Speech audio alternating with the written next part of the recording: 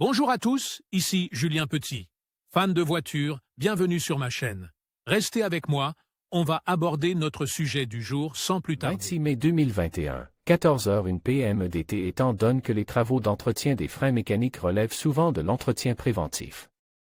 Votre voiture peut rouler plus ou moins de la même manière qu'avant les travaux coûteux effectués par un mécanicien.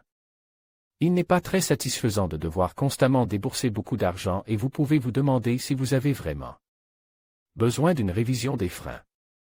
Heureusement, il existe un moyen simple de savoir si votre voiture a besoin ou non de l'opération d'entretien des freins la plus courante. Les plaquettes et les disques de frein.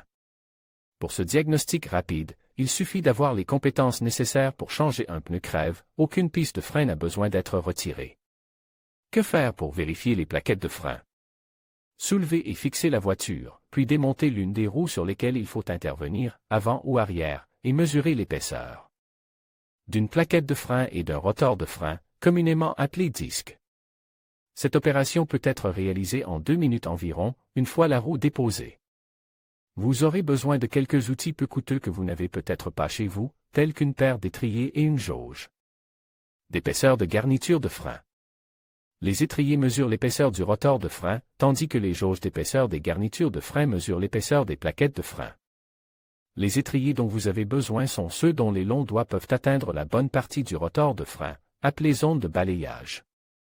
La jauge d'épaisseur de garniture de frein est un simple jeu de palpeur que vous placez contre la plaquette de frein jusqu'à ce que vous trouviez celui qui se rapproche le plus de l'épaisseur de la plaquette de frein, révélant ainsi la quantité approximative de plaquettes de frein restantes. Cet outil simple peut être acheté sur Amazon et sera certainement très utile. Comparez ces mesures aux spécifications de votre voiture. L'épaisseur minimale du rotor varie en fonction de la marque et du modèle de la voiture. En revanche, les mesures des plaquettes de frein sont assez universelles, une épaisseur de plaquette de 3 mm au moins signifie que vous devez remplacer les plaquettes maintenant ou bientôt. La plupart des magasins n'essaient pas de vous tromper, mais je sais que certaines voitures, en particulier celles des constructeurs allemands, freinent si vite qu'elles semblent être une escroquerie coûteuse. Cependant, même avec cela, il est indispensable de connaître l'usure des plaquettes de frein et de les remplacer pour être plus en sécurité lors de la conduite. Après tout, il vaut mieux dépenser pour les plaquettes de frein que d'avoir un terrible accident ou une dépense plus importante en raison de plaquettes manquantes.